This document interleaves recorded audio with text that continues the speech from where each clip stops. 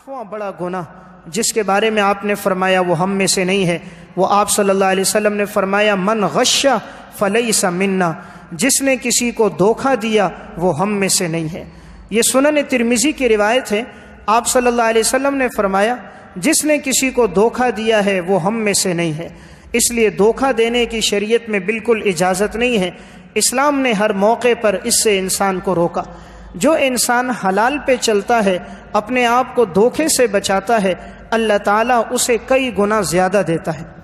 اردو کا ایک رسالہ چھپتا ہے محاسن اسلام، اس رسالے میں انہوں نے واقعہ لکھا، یہ ملتان سے چھپتا ہے۔ ایک شخص تھا جو بجلی کا کام کیا کرتا تھا، محمد منیر اس کا نام تھا۔ تو ایک فیکٹری والوں نے اپنے مزدوروں کے لیے مکانات بنوانے تھے، 150 مکانات انہوں نے بنوائے۔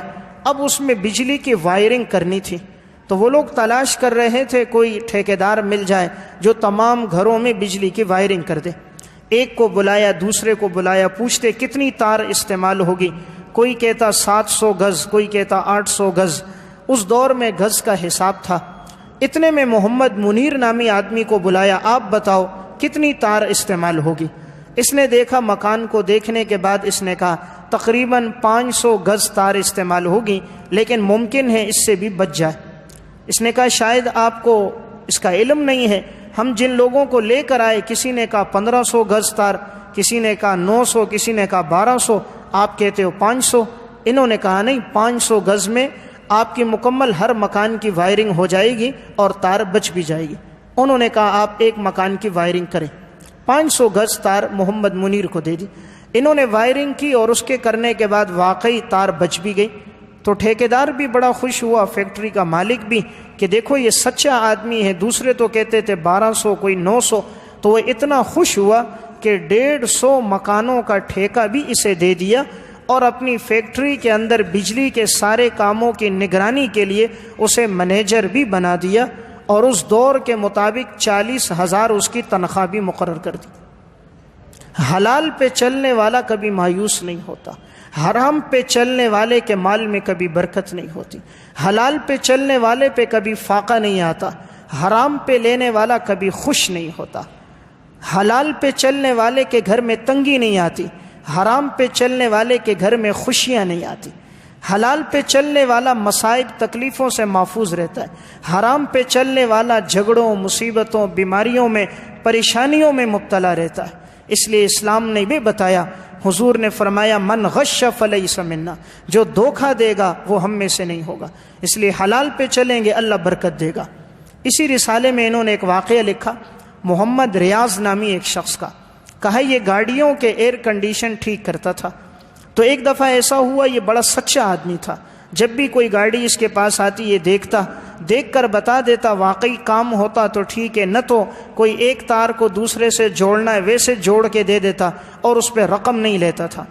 ایک دفعہ عطاء الحق قاسمی نے اس سے کہا کہ تم بسا اوقات تار کو تار سے جوڑ کے 5 سے 6 منٹ میں اے سی درست کر دیتے ہو، تو تم یہ بھی تو کہہ سکتے ہو کہ بھائی گاڑی کو چھوڑ کے جاؤ، لمبا کام ہے، 2-3 گھنٹوں بعد اسے بلاؤ اور اس سے کئی گنا پیسے لے لو، ہمیں کیا معلوم ہوتا ہے کہ اس میں کتنا کام تھا کتنا نہیں تھا۔ تو محمد ریاض نامی شخص نے کہا کہ میرا آخرت پر ایمان ہے، میں مسلمان ہوں اور آخرت میں ہر چیز کی جواب دہی ہے، میں آپ کو اگر دھوکہ دوں گا، جھوٹ بولوں گا، تو یہ کرامن کاتبین میرے ہر عمل کو لکھ رہے ہیں، میرا رب میرے ہر عمل کو دیکھ رہا ہے، اس نے میں نے یہ ارادہ کیا ہے حلال پہ چلوں گا، حرام نہیں لوں گا، مشتبہ مال نہیں لوں گا، کسی کو دھوکہ نہیں دوں گا۔ تو عطاء الحق قاسمی کالم نگار ہیں، یہ لکھتے ہیں کہ میں نے کبھی اس کی دکان پہ نہیں دیکھا کہ رش نہ ہو، ہر موقع پر گاڑیوں کی قطاریں کھڑی ہوتی تھیں، رش ہی رش ہوتی تھی، اتنا کام ہوتا تھا کہ یہ کر نہیں پاتا تھا۔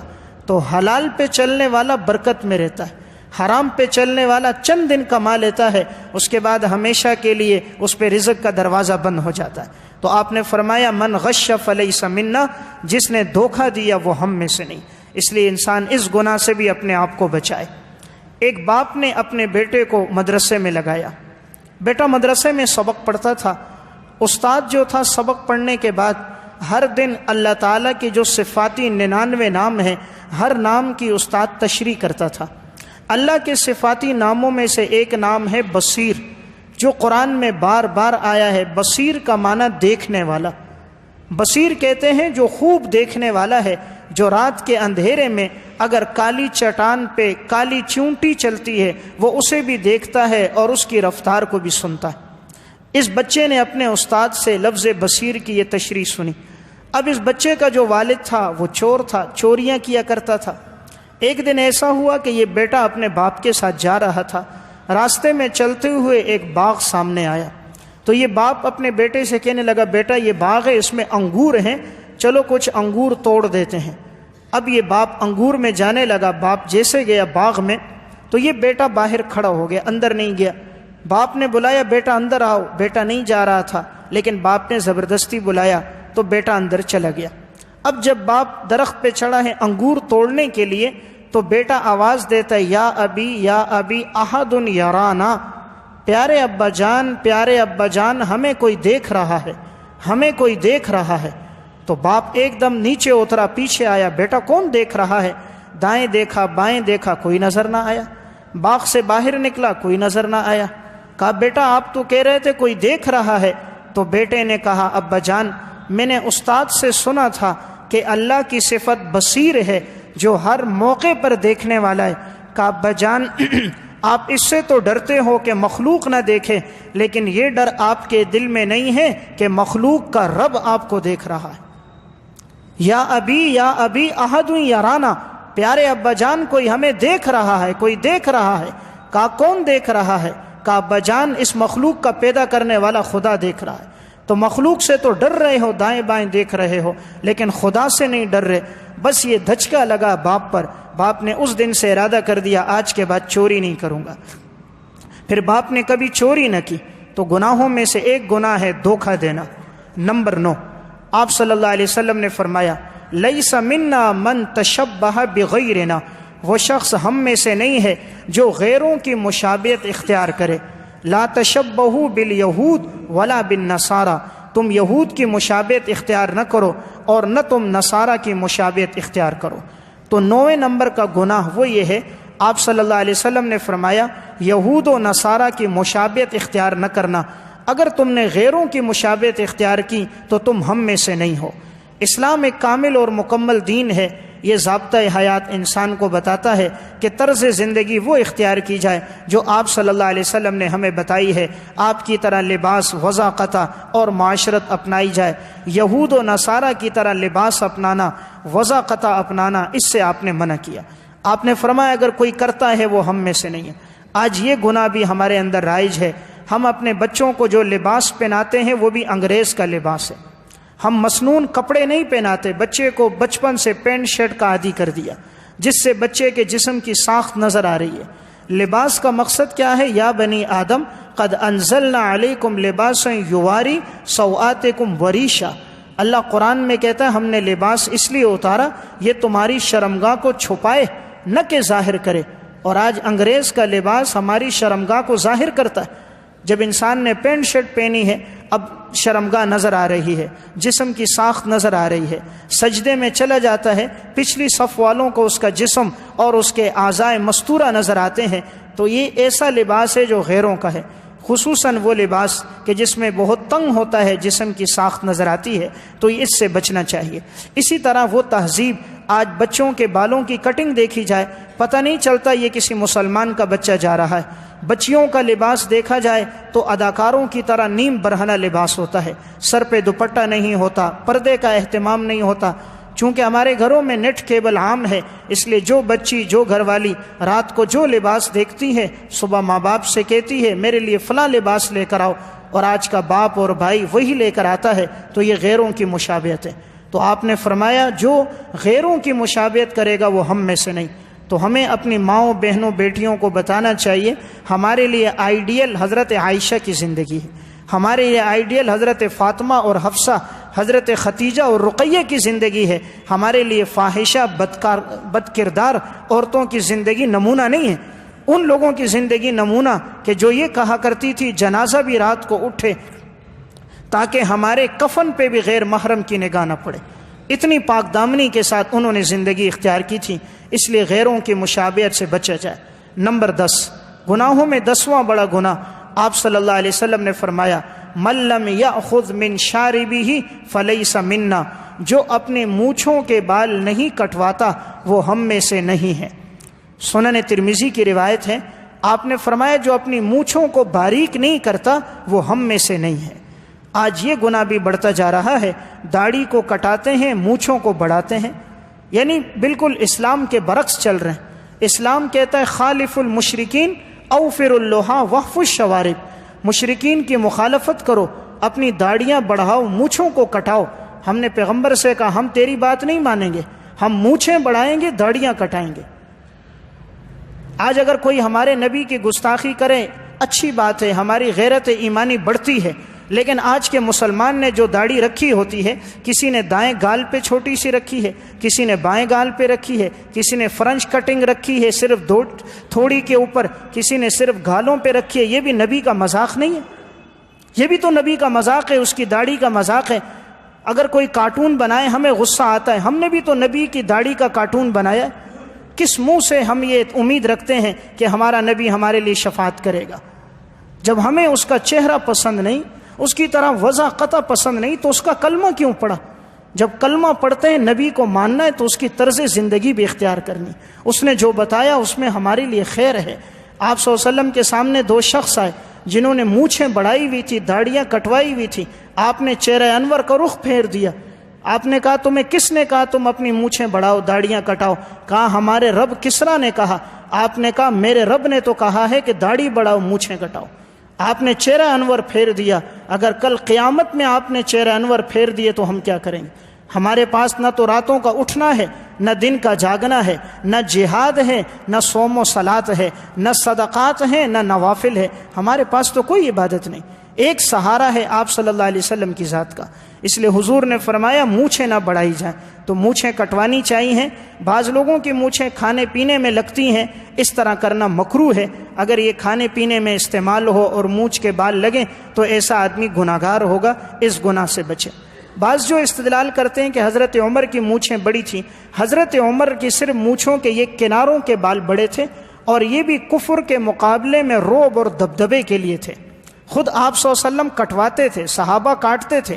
حضرت عمر کے مزاج میں رعب تھا، ان کا قد بڑا تھا، جسامت بڑی تھی، اللہ نے دبدبہ دیا تھا، تو کفر پہ رعب کے لیے انہوں نے رکھی تھی۔ آج بھی اگر کوئی واقعی مجاہد ہو، کمانڈر ہو، فوج کا بڑا لیڈر ہو، کفر پہ دبدبے کے لیے اپنے کناروں کو بڑا رکھتا ہے، اس کے لیے اجازت ہے۔ لیکن اگر ایسا نہیں ہے تو اس کے لیے اجازت نہیں۔ تو آپ نے فرمایا جو مونچھ کے بال نہ کاٹے، من لم یاخذ من شاربہ فلیس منا۔ نمبر 11، آپ صلی اللہ علیہ وسلم نے جس کے بارے میں فرمایا، یہ اس موقع پر حضور نے جملہ کہا، یہ صحیح بخاری کی روایت ہے۔ 3 صحابہ اکرام آپ صلی اللہ علیہ وسلم کے گھر آئے۔ آپ صلی اللہ علیہ وسلم کی گھر والیوں سے آپ کی عبادت کے بارے میں پوچھا۔ حضور کی گھر والیوں نے عبادت کے بارے میں بتایا، تو اب ان میں سے بعض نے حضور کی عبادت کو کم سمجھا، کیونکہ حضور رات کو عبادت بھی کرتے تھے، سوتے بھی تھے، آرام بھی کرتے تھے۔ تو ایک نے کہا کہ آج کے بعد میں ساری زندگی روزے رکھوں گا، افطار نہیں کروں گا۔ دوسرے نے آگے سے کہا میں نکاح نہیں کروں گا، ساری زندگی بغیر شادی کے رہوں گا۔ اور تیسرے نے کہا میں ساری رات کو سوؤں گا نہیں، بلکہ ساری رات عبادت میں گزاروں گا۔ ان 3 آدمیوں نے 3 جملے کہے اور یہ چلے گئے۔ آپ صلی اللہ علیہ وسلم آئے، ازواج مطہرات نے بتایا 3 آدمی آئے تھے، ایک نے کہا میں ساری زندگی روزے رکھوں گا، دوسرے نے کہا ساری رات عبادت کروں گا، تیسرے نے کہا کہ میں شادی نہیں کروں گا۔ آپ صلی اللہ علیہ وسلم نے صحابہ کو جمع کیا اور اس موقع پر خطبہ دیتے ہوئے آپ نے فرمایا لیکن اصوم و افطر، میں تو روزے بھی رکھتا ہوں، افطار بھی کرتا ہوں، واصلی وارقد، میں نماز بھی پڑھتا ہوں رات کو اور سوتا بھی ہوں، واتزوج النساء، اور میں نکاح بھی کرتا ہوں، فمن رغب عن سنتی فلیس منی، جو میری سنت سے اعراض کرے گا وہ مجھ سے نہیں ہوگا۔ یعنی آپ نے فرمایا جو میری ان سنتوں سے اعراض کرے اور شادی نہ کرے وہ مجھ سے نہیں ہے۔ تو گویا ایک گناہ یہ ہے کہ انسان نکاح نہ کرے اور نکاح سے اپنے آپ کو دور رکھے، تو ایسا آدمی بھی حضور نے فرمایا ہم میں سے نہیں۔ اس لیے شریعت کا حکم ہے کہ انسان نکاح کرے، نکاح ایک سنت عمل ہے۔ آپ صلی اللہ علیہ وسلم نے فرمایا یا معشر الشباب من استطاع منکم الباءۃ فلیتزوج فإنہ اغض للبصر واحسن للفرج، جو تم میں سے نکاح کی طاقت رکھے وہ نکاح کرے، اس سے تمہاری نگاہیں جھک جائیں گی، تمہاری شرمگاہ محفوظ ہوگی، اور جو طاقت نہیں رکھتا وہ روزے رکھے۔ تو بہرحال 11واں ہے نکاح نہ کرنا۔ 12واں گناہ کیا ہے؟ آپ صلی اللہ علیہ وسلم نے فرمایا ستکون بعدی امراء، میرے بعد ایسے بادشاہ آئیں گے، من صدقہم بکذبہم، جو ان کی جھوٹی باتوں کی تصدیق کرے گا، وأعانہم علی ظلمہم، اور ظلم پر ان کی مدد کرے گا، فلیس منی ولست منہ، اس کا مجھ سے کوئی تعلق نہیں، میرا اس سے کوئی تعلق نہیں، ولیس لوارد علی الحوض، اور ایسا آدمی میرے حوض کوثر پر نہیں آئے گا۔ یہ سنن نسائی کی روایت ہے۔ آپ نے فرمایا 12ویں نمبر پر کہ وہ شخص جو کسی ظالم آدمی کی مدد کرتا ہے، ایسے عمراء، ایسے حکمران جو جھوٹ بولتے ہیں اور یہ ان کی تصدیق کرتا ہے، وہ ظلم کرتے ہیں، یہ ان کی مدد کرتا ہے، ان کی غلط بات کو ٹھیک کہتا ہے، وَأَعَانَهُمْ عَلَى ظُلْمِهِمْ، ظلم کی بات پر ان کی مدد کرتا ہے، مَنْ صَدَّقَهُمْ بِكِذْبِهِمْ، ان کی جھوٹی باتوں کو سچ کہتا ہے، ان کی باتوں کی تعویلات کرتا ہے۔ آپ نے فرمایا فلیس منی ولست منہ، میں اس سے نہیں ہوں، اس کا مجھ سے کوئی تعلق نہیں۔ اس لیے اگر کوئی حکمران، کوئی بڑا خلاف شرع بات کہے، غلط بات کہے، دین کے خلاف کہے، تو ہم اس کی تصدیق نہیں کریں گے۔ اللہ رسول کی بات کی تصدیق ہے، اس کے علاوہ جو قرآن و سنت کے خلاف، دین کے خلاف کہے گا تو اگر اس کی بات غلط ہے تو اسے غلط کہا جائے گا۔ اللہ رسول کی ہر بات سچی ہے، باقی ہر انسان سے غلطیاں، کوتاہیاں ہو سکتی ہیں۔ نمبر 13واں بڑا گناہ آپ صلی اللہ علیہ وسلم نے فرمایا من لم یرحم صغیرنا ویعرف حق کبیرنا فلیس منا، آپ نے فرمایا جو چھوٹے پہ رحم نہ کرے اور ہم میں سے بڑے کی تعظیم اور تکریم نہ کرے، آپ نے فرمایا وہ ہم میں سے نہیں ہے۔ یہ سنن ابی داؤد کی روایت ہے، جو چھوٹے پہ شفقت نہ کرے، بڑے کی تعظیم نہ کرے، آپ نے کہا وہ ہم میں سے نہیں ہے۔ تو گویا شریعت نے ہمیں ادب کا حکم دیا ہے کہ بڑوں کی تعظیم اور ادب کیا جائے۔ یہی وصف حضرات صحابہ کرام میں تھا۔ حضرت ابو بکر اور عمر رضی اللہ تعالیٰ عنہما جب کبھی حضرت عباس کو دیکھتے، تاریخ مدینتی دمشق میں ہے، اگر سواری پہ ہوتے نیچے اتر جاتے، کہتے یہ حضور کے چچا ہیں، ان کو سواری پہ بٹھاتے، خود سواری کی لگام پکڑ کے چلتے، جہاں تک انہوں نے جانا ہوتا وہاں ان کو چھوڑ کے آتے۔ حالانکہ مقام ابو بکر عمر کا حضرت عباس سے زیادہ ہے، لیکن تعظیم کرتے تھے کہ یہ ہمارے نبی کے چچا ہیں، اتنا ان لوگوں میں ادب تھا۔ حضرت عبداللہ بن عباس رضی اللہ تعالیٰ عنہ، امام غزالی نے احیاء علوم الدین میں لکھا کہ حضرت زید بن ثابت گھوڑے پر تھے، عبداللہ بن عباس نے گھوڑے کی لگام پکڑ کے جا رہے تھے، انہوں نے کہا تم حضور کے چچا زاد ہو، تم یہ نہ پکڑو، کسی اور کو لگام دے دو۔ کہا نہیں، ہمیں شریعت نے حکم دیا ہے کہ بڑوں کی تعظیم کرو، تم ہم سے عمر میں اور علم میں بڑے ہو، اس لیے ہم آپ کی تعظیم کریں گے۔ تو حضرت زید نے ان کا ہاتھ لیا، چوما، سینے سے لگایا، کہا پھر ہمیں بھی حکم ہے چھوٹوں سے شفقت کرو۔ جب تمہارے اندر بڑوں کی تعظیم ہے تو ہمیں بھی حکم ہے چھوٹوں سے شفقت کا۔ اس لیے اسلام یہ حکم دیتا ہے کہ بڑوں کی تعظیم کی جائے۔ پہلے یہ تھا، تعلیم اتنی نہیں تھی لیکن ادب بہت تھا۔ آج سے 40 سال 50 سال پیچھے جائیں، اس دور میں تعلیم نہیں تھی، لیکن کوئی بڑا گھر میں آتا تھا اٹھ کے استقبال کرتے تھے، کوئی سفید ریش گاڑی میں آتا تھا اسے اپنی جگہ بٹھاتے تھے، کوئی بزرگ گلی سے گزرتا تھا احترام میں سر جھکا دیتے تھے، کوئی اللہ والا نظر آتا تھا جھک کے سلام کرتے تھے، دعاؤں کی درخواست کرتے تھے۔ اس دور میں تعلیم نہیں تھی، ادب تھا۔ آج انسان نے تعلیم تو حاصل کر دی رسمی، لیکن ادب ختم ہو گیا، چھوٹے بڑے کی تعظیم ختم ہو گئی، بجائے بزرگوں کا احترام ہو آج بزرگوں کے ساتھ مذاق اڑایا جاتا۔ اس لیے آپ نے فرمایا کہ جو بزرگوں کا مذاق کرے بڑے کا، وہ ہم میں سے نہیں۔ آج کے درس کا آخری گناہ نمبر 14 کہ جس کے بارے میں حضور نے فرمایا وہ ہم میں سے نہیں، آپ صلی اللہ علیہ وسلم نے فرمایا لیس منا من لم یتغن بالقرآن، وہ شخص ہم میں سے نہیں ہے جو قرآن کریم کو خوش الحانی کے ساتھ اور اچھی آواز میں نہیں پڑھتا۔ صحیح بخاری کی روایت ہے، آپ نے فرمایا جو قرآن کو خوش آوازی میں، خوش الحانی کے ساتھ، تجوید کے ساتھ، ترتیل کے ساتھ نہیں پڑھتا وہ ہم میں سے نہیں۔ گویا ہمیں حکم ہے قرآن پڑھنا ہے، تجوید کے ساتھ پڑھنا ہے۔ قرآن پڑھنا ہے خوبصورت آواز میں پڑھنا ہے، قرآن پڑھنا ہے ٹھہر ٹھہر کر پڑھنا ہے، ورتل القرآن ترتیلا۔ تو وہ شخص جو قرآن کو نہ پڑھے بالکل، یا قرآن کو جلدی پڑھے، اچھی آواز میں نہ پڑھے، آپ نے کہا وہ ہم میں سے نہیں۔ آج عموماً ہمیں تو تلاوت کی توفیق نہیں ہوتی۔ آج ہمارے گھروں میں قرآن رکھا ہوتا ہے اور ہم صرف رمضان میں قرآن اٹھاتے ہیں، باقی 11 مہینے نہیں پڑھتے۔ گرد و غبار اتنا جمع ہو جاتا ہے کہ خود انسان کو پتہ نہیں ہوتا، اور اگر کبھی پڑھے بھی تو آدھا صفحہ پڑھا اور قرآن رکھ دیا۔ اس لیے گھروں میں برکتیں نہیں ہیں، زندگی میں برکتیں نہیں ہیں۔ برکتیں چاہیے، قرآن کی تلاوت کریں، خوش الہانی کے ساتھ پڑھیں، قرآن کی تلاوت کو سنیں۔ اللہ تعالیٰ قرآن پہ کیا دیتا ہے انسان کو، میں 2 واقعات سنا کے بات ختم کرتا ہوں۔ قرآن کریم کے ساتھ محبت، قرآن کے ساتھ تعلق ایک ایسی چیز ہے، یہ انسان کو دنیا میں بھی کام آتا ہے، قرآن کی محبت انسان کو قبر میں بھی کام آتی ہے۔ آپ صلی اللہ علیہ وسلم کے ساتھ صحابہ اکرام تھے۔ ایک صحابی نے خیمہ لگایا، اسے معلوم نہیں تھا نیچے قبر ہے، اس نے خیمہ اوپر لگا لیا تھا، جگہ بالکل برابر تھی۔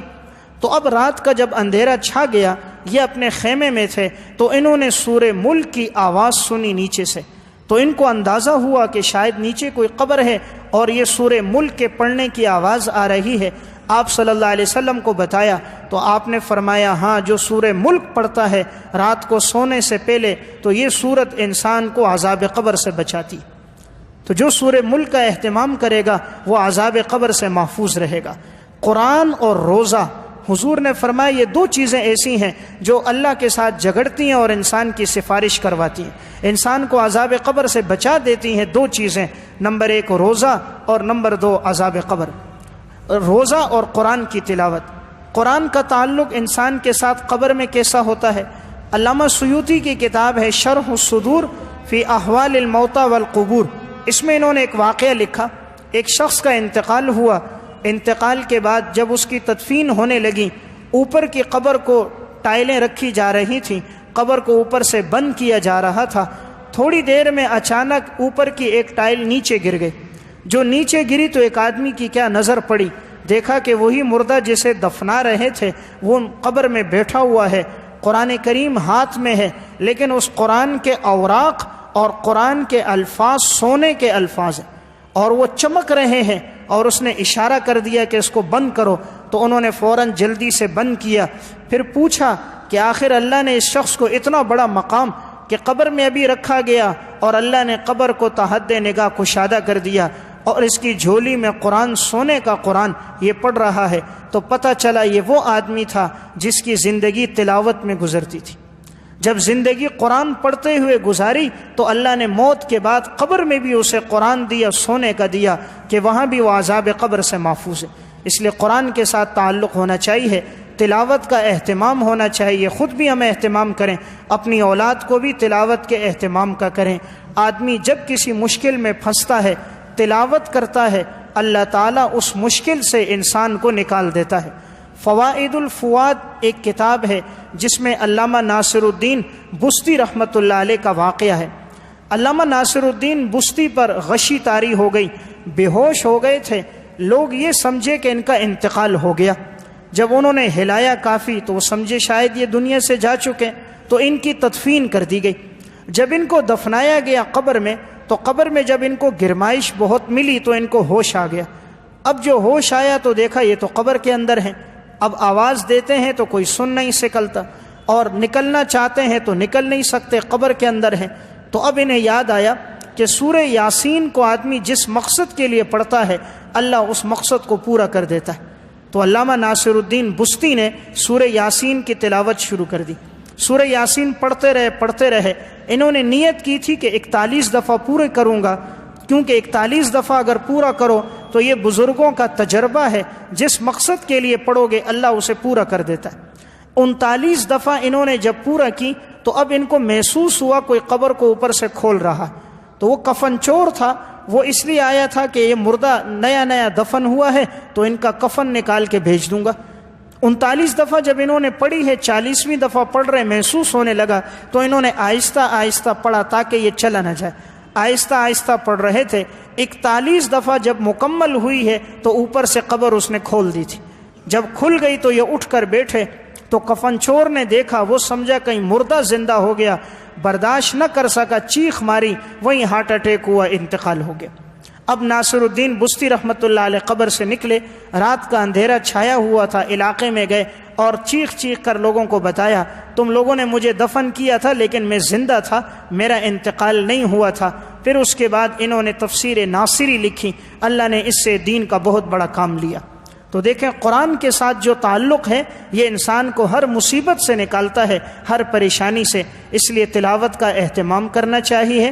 الحمدللہ ہماری خوش قسمتی ہے، اس مسجد کے اندر اہتمام ہے تعلیم بالغان کا۔ 4 دن الحمدللہ ہماری مسجد کے امام حضرت مولانا قاری بہادر خان صاحب حفظہ اللہ پڑھاتے ہیں۔ تو آپ میں سے جس کے پاس وقت ہو، عشاء کی نماز کے بعد پیر، منگل، بدھ، جمعرات 4 دن ہوتا ہے تعلیم بالغان۔ اپنا قرآن کم از کم ہم ٹھیک کر دیں، اپنی نمازیں ہم ٹھیک کر دیں۔ جس کے پاس جتنا وقت ہے، 5 منٹ ہیں، 10 منٹ ہیں، 15 منٹ ہیں، ان کا حلقہ وہاں مسجد کے باہر لگتا ہے 4 دن، اس میں کوشش ہو ہم اپنا قرآن ٹھیک کر دیں۔ اس لیے کہ قرآن کو اگر تجوید سے نہیں پڑھا گیا، ایک لفظ کو دوسرے مخرج سے پڑھ لیں تو اس کا معنی بدل جاتا ہے۔ میں نے پہلے بھی ایک دفعہ عرض کیا تھا، قلبن عربی میں کہتے ہیں دل کو، لیکن اگر کوئی باریک کاف کے ساتھ پڑھتا ہے قلبن تو اس کا معنی کتا ہے۔ تو دیکھیں معنی بدل جاتا ہے۔ قل هو اللہ احد، اس کا معنی کہو اللہ ایک ہے، لیکن اگر کوئی باریک کاف کے ساتھ پڑھتا ہے قل هو اللہ احد، اس کا معنی کھاؤ کہ اللہ ایک ہے، کھاؤ۔ تو دیکھو معنی بدل جاتا ہے، لفظ بدل گیا، معنی بدل گیا۔ ہم لوگ احتیاط نہیں کرتے۔ ہم نے قرآن پڑھا ہوتا ہے بہت پہلے، 40 سال 50 سال پہلے بچپن میں، اس وقت تجوید کا مخارج کا پتہ نہیں ہوتا، اس لیے 10 منٹ 15 منٹ اللہ کے قرآن کے لیے نکالیں اور قرآن کو پڑھنا سیکھیں، حضرت سے نماز سیکھیں، اس سے آپ کی زندگیوں میں برکت ہوگی۔ قرآن صحیح پڑھیں گے تو ہمیں اجر و ثواب بھی ملے گا۔ ہم جس طرح پڑھ رہے ہیں اکثر ہم غلط پڑھ رہے ہوتے ہیں، الفاظ صحیح مخرج سے ادا نہیں کرتے، بجائے ثواب کے الٹا ہم عذاب میں مبتلا ہو جاتے ہیں۔ یہ ہماری خوش قسمتی ہے، اللہ تعالیٰ نے ہمیں ایک جید عالم اور قاری اپنے شہر کے اندر اپنی مسجد میں عطا کیا ہے، لیکن ہمیں قرآن کی قدر نہیں ہے۔ تو اس لیے 14واں آدمی وہ ہے جو قرآن کو خوش الہانی سے نہیں پڑھتا۔ تو وقت نکال کر خود بھی پڑھیں، اولاد کو بھی لگائیں، اس کے اچھے ثمرات ہم اپنی زندگی میں پائیں گے۔ اللہ مجھے اور آپ کو عمل کی توفیق دے۔ ربنا آتنا فی الدنیا حسنہ وفی الآخرۃ حسنہ وقنا عذاب النار۔ اللہم انک عفو کریم